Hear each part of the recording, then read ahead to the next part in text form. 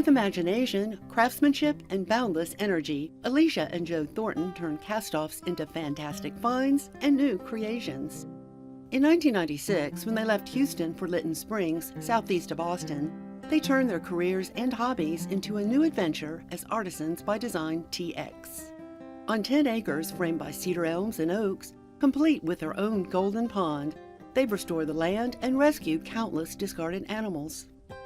I needed to be in a place where I could express myself and not be confined, have any restrictions. So we moved here in 1996 and slowly refurbished the house. The ground was pretty much, I hate to say this, but dead. There was no earthworms, there was no butterflies, there was very few insects. Over the years of composting the soil and bringing in some good quality dirt, we have amended the soil. And then when Joe left his job, we decided to start a business, which is Artisans by Design, and where we repurpose furniture. So when clients come out, we can work with them and they can choose pieces and parts of inventory, and we can make whatever they want us to make. I used to be an antique dealer. It was getting harder to find the antiques, but I'd find some really wonderful pieces, but they needed to be worked. Joe, who was a woodworker and is very good at it, would fix the pieces up for me. And then people started coming by and saying, "Oh, I like this garden bench that you did." I started to go around. I found that people were throwing away perfectly good pieces that just needed something, a little work done to them. I just became fascinated with the idea of taking something and turning it into something that people wanted, something that people didn't want and thought had no value. Joe crafts inside a charming barn he built as a workshop. Alicia no longer hits estate sales and auctions.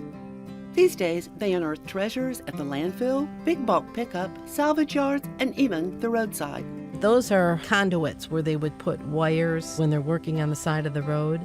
And so one day I was driving down the road when they were working on the 130, and I saw these short conduits, and I know that they're usually very long, so I stopped and asked them if I could have them, and they said sure, and they loaded them up in my truck. They were just scrap.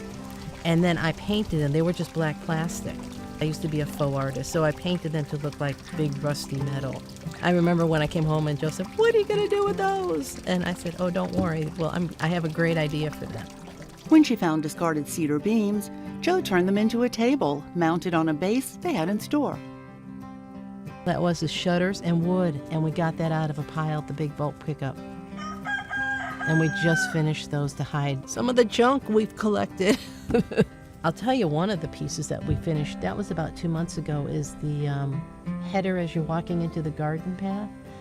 That was actually a hammock base made out of cypress, and somebody was throwing it away. And of course it's cypress, so it'll last for a long time. But that kind of set the tone. I wanted to start working with pallets. We throw away a lot of them, and that's the pallet table.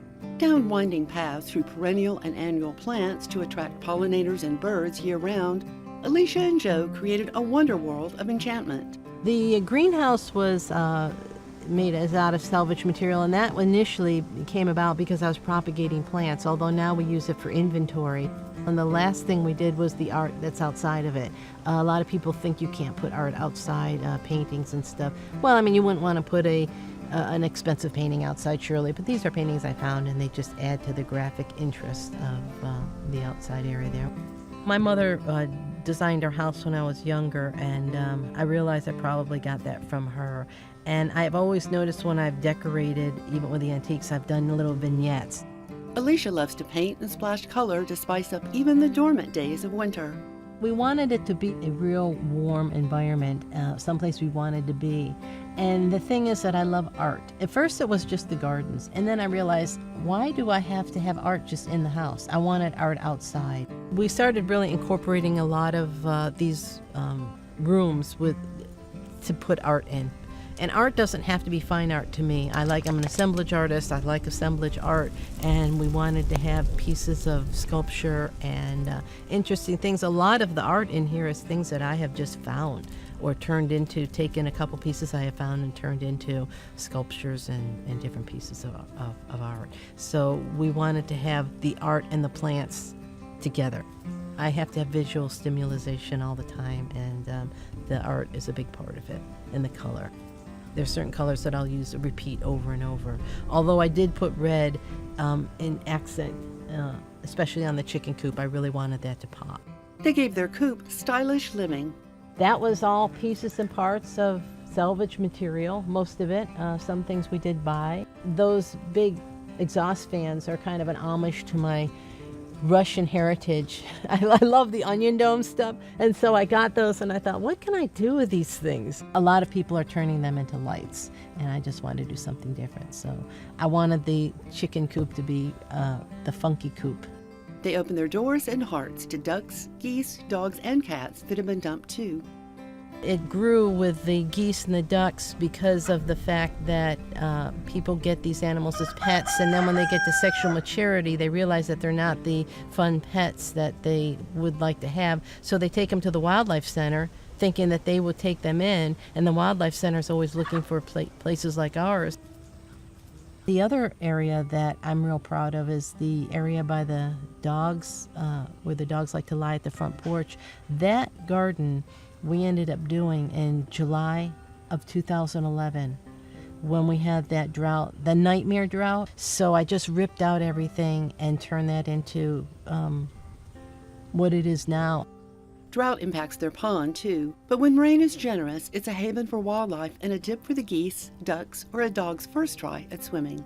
And on fallen trees, Alicia found another living treasure. This is reishi mushroom, and it's very rare to have growing here in Central Texas. This is something that's usually growing in the northeast and the southeast. And so this has been around for about 3,000 years, and you're making tinctures and teas out of it, and they're now starting to use this for cancer and arthritis. Alicia and Joe changed the mindset of a rushed throwaway society through a rhythm that resonates with conservation and preservation. Our motto actually on our website, it states that we're saving the planet one board at a time.